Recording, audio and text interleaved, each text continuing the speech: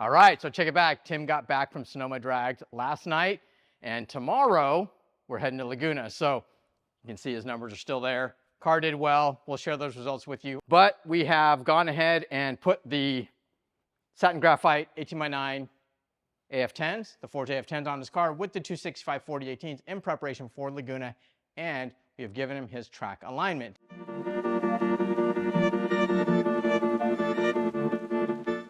We got Mountain Pass front upper control arms.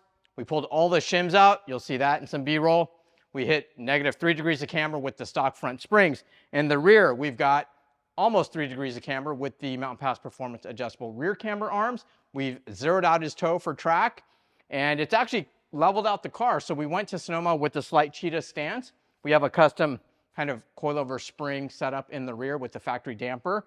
And just by adjusting the camber, it actually lowered this vehicle and leveled the car out. So this is it in its track stance. We're gonna get some baselines. We've already upgraded his rotors to some 2-piece rotors. We've got some track pads on it. We put the Aspira stainless steel brake lines on it from Goodrich. We've got endless R650 brake fluid in there. So, oh, and a Mountain Pass Performance Brake Master cylinder brace. So this thing is good to go. It's pretty much got all of our stage 1 stuff on it. So let's hit the track. We'll share some results with you and see how Tim likes it.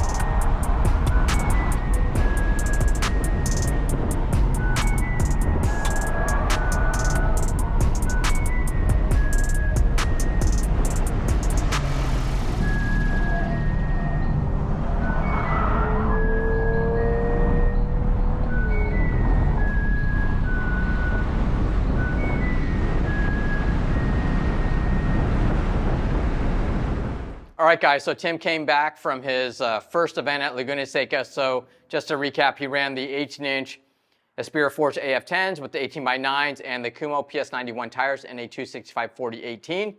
So I'm just going to review with you guys some of the feedback he gave me at that event. I did actually attend that event for a little bit, took some photos, which we will share with you guys too. So what Tim reported back to me was, first and foremost, he ran a 141.73. That was his PB of the day.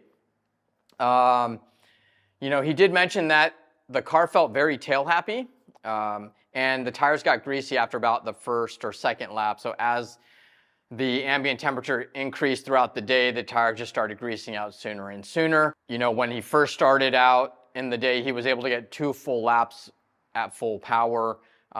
And then he would go supercharged. He did notify me that it took about 45 minutes to cool down after supercharging. So you want to make sure that, you know, you have or you plan for enough time to supercharge as well as cool down before your next session. And that can get a little bit difficult depending on what organization you are attending your track days with.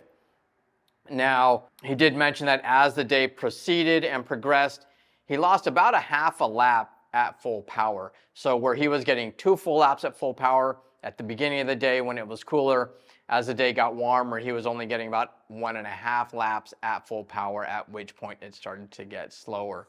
So you will see, a power reduction at that point. Now, we are hoping that companies like Mountain Pass Performance will release a product that we have used on our older Model 3s. They have a cooling party box controller that can do a couple of things on the older platform. It was able to give us, for one, power reduction, so we could run the car at like 80% power. And I know you guys are like, well, why would you buy a Performance Model 3 and run it at reduced power? Well, this car is still crazy fast, so you can run it at 80% power and get like multiple consistent laps, which is what I think any of us would want, especially if you're learning. You want to fine-tune your driving skill, find that line, get your brake zones down, and get really consistent laps. And you just can't do that if you're only getting 1 or 2 hot laps on each session. So if you can run 6, 7 laps consistently or more, then that's really a formula for success, especially in the learning stages. Then when you show on your data that you're doing laps consistently and you know your line, boom, turn it on, 100% power, go in, get your time attack, your hot lap done, kill it, and you'll be very, very impressed with what you've accomplished. Aside from that, he did say that the suspension did feel really good. The factory suspension, the active dampers felt great. One thing he did say is that, like I said, your drive unit will show that it's overheating. Your battery pack will also show that it's overheating. Those are also 2 additional contributing factors to power reduction, aside from your SOC reducing, your state of charge.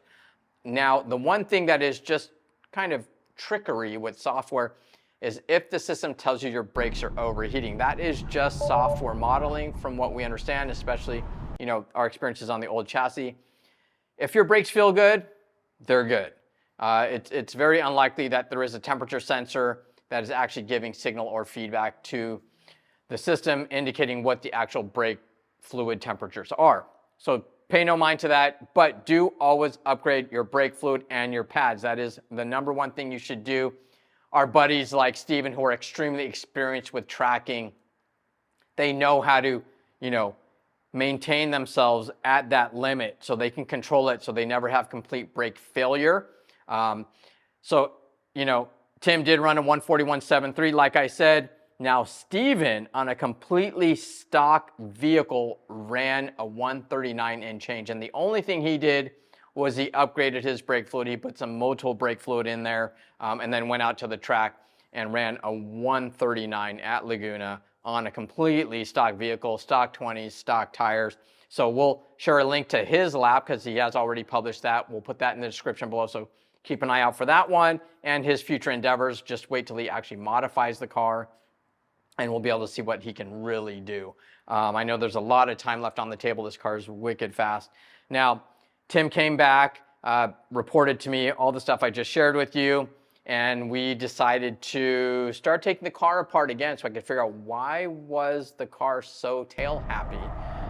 And so we did a little bit more deep diving. We'll share that video with you in the future, so make sure you hit that notifications bell so that you are notified when we release that video, because we have slowly but surely looked at this car, started taking pieces off of the car to note where there are changes made between this platform and the older platform.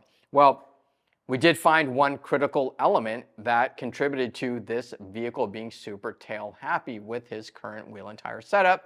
So we did make a subtle change to it, and he went back out for a second day at Laguna the week after, actually on 4th of July. The setup we typically run on our cars is the Aspira Forged 19 by 10.5 wheel with a 275/35/19 square tire. Tim is running the Kumho V730 on that. That is an actual 200 total rated tire. So he runs that for the track. I think he's got maybe 5 track days on those tires. Are you serious? So Tim went back out there with this minor mod that we did to try and neutralize the vehicle. So this would have been his 5th track day on these tires. He did tell me that the vehicle felt way better, and he actually pulled off a 139.14, not once, but twice on that day. So he PB'd on that. And there's a couple of follies. So you'll see couple little bloopers, a little bit of offs, you know, the first day when his tires got greasy, and then he had a good one on the second day. So stay tuned and you'll see that one coming up in just a second. But what else did he tell me? So he did run a 131 down the front straight at Laguna Seca on the newer platform, the 24 Model 3 Performance. Whereas before on the older platform he peaked out about a 123. So it's substantially faster down the front straight. So having all that extra power and getting up and above beyond 60 miles per hour, it still pulls. And that was very evident on that front straight. But again, guys, we wanted to thank you. That's it. That's all I got for today. We're going to share with you guys some footage of his second day at Laguna Seca, but we do appreciate everything you've done, supporting us, watching us. Don't forget to like, subscribe, and share. And again, hit that notifications bell so you can see some of the new content we have coming out for the new Insane Model 3 Performance. We just keep going into the car and discovering new things, and we're trying to work on newer products for it. So if you hit that notification bell, you will be notified. Don't forget to check out our Patreon account. It's patreon.com/devcentric. It's $5 a month. It's just a small token of your appreciation for everything we do for you guys. And on to his next day at Laguna Seca. Thanks for watching, guys. We'll see you on the next one.